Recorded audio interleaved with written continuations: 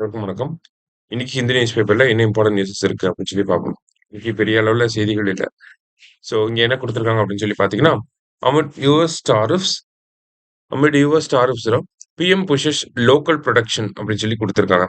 ஓகேவா? ஸோ என்ன சொல்றாங்க அப்படின்னு சொல்லி பார்த்தீங்கன்னா, நமக்கு அமெரிக்கன் ஆ சைட்ல இருந்து பார்த்தீங்கன்னா, ஃபர்ஸ்ட் ஒரு 25% டாரிஃப் வந்து போட்டிருப்பாங்க. அதுக்கப்புறமா இந்தியா வந்து ரஷ்யாவோட ஆயில வந்து பயன்படுத்துறாங்க. அப்படிங்கிற காரணத்துக்காக, எக்ஸ்ட்ரா ஒரு 25% டாரிஃப் வந்து போட்டிருக்காங்க. இப்ப டோட்டலா நமக்கு 50% டாரிஃப் இருக்கு. இந்த 50% டாரிஃப் அதனோட இம்பாக்ட்ஸ நம்ம வரிசையா பார்த்துட்டே தான் வரோம். ஸோ இந்த 50% டாரிஃப்னால இந்தியாவுக்குமே பெரிய இம்பாக்ட், தமிழ்நாட்டுக்குமே பெரிய இம்பாக்ட். அதுலயுமே எந்த செக்டாருக்கு அதிக இம்பாக்ட் இருக்கு அப்படின்னு சொல்லி பார்த்தீங்கன்னா, textile sector, automobile sector, automobile components, electronic sector இந்த மாரியான செக்டார்ஸ்க்கு வந்து அதிகமான ஒரு இம்பாக்ட் இருக்கு அப்படிங்கிறத நம்ம பார்த்திருந்தோம். என்ன மாரி இம்பாக்ட்னா, நம்ப டாரிஃப் அதிகமாகறப்ப இந்தியாவோட ப்ராடக்ட்ஸ் எல்லாமே யுஎஸ்ல ரொம்ப பிரைஸ் காஸ்ட்லி ஆகும். சரிங்களா? ரூ. 100க்கு வித்தது ரூ. 150 ஆகும். அப்படிங்கிறப்ப இந்தியன் ப்ராடக்ட்ஸ பிரிஃபர் பண்ணாம போவாங்க. அப்ப அங்கருந்து வரக்கூடிய ஆர்டர்ஸ்லாம் கம்மியாகும். அப்ப இங்க ஆர்டர் கம்மியாவறப்ப, இங்க மேனுஃபேக்சரிங் கம்மியாகும். அப்ப புரொடக்ஷன் கம்மியாகும். ச ரெவென்யூ லாஸ் ஆகும். சம்பளம் குடுக்க முடியாது. ஸோ அன்எம்ப்ளாய்மென்ட் அப்படிங்கிறது அதிகமாகும் இவென்ச்சுவலி. லைவ்லிஹுட் வந்து அஃபெக்ட் ஆகும். சரியா? இதுதான் இந்த டாரிஃபோட லாங் டெர்ம் இம்பாக்ட்டா இருக்கும்.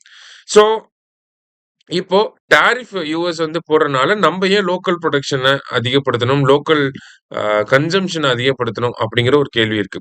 அமெரிக்கா டாக்ஸ் போடுறதுக்கும், நம்ப நாட்டு பொருட்கள வாங்குறதுக்கும் என்ன ஒரு சம்மந்தம் இருக்கு அப்படின்னு சொல்லி பார்த்தீங்கன்னா, அமெரிக்கன்ஸ் வந்து 50% டாக்ஸ் போட்டிருக்கனால, நம்ப ப்ராடக்ட்ஸ் அதிக அளவுல அமெரிக்கால சேல் ஆகாது.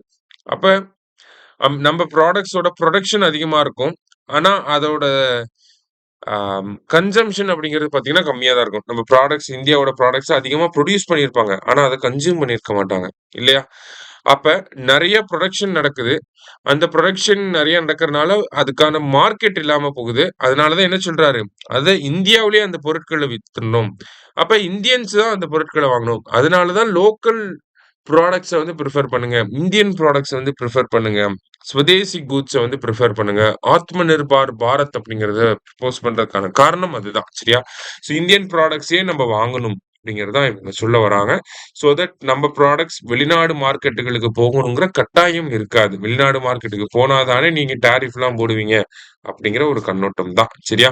அதனால தான் என்னவோ நமக்கு ஜிஎஸ்டியுமே வந்து கம்மி பண்ணியிருக்காங்க. அதுவுமே ஒரு லாங் டெர்ம் இம்பாக்ட் கிரியேட் பண்ணணும் அப்படிங்கிறதுக்காக தான். எதுக்காக? லோக்கல் ப்ராடக்ட்ஸ் நம்ம வாங்கணும் அப்படிங்கிறதுக்காக தான். சரியா? சரி.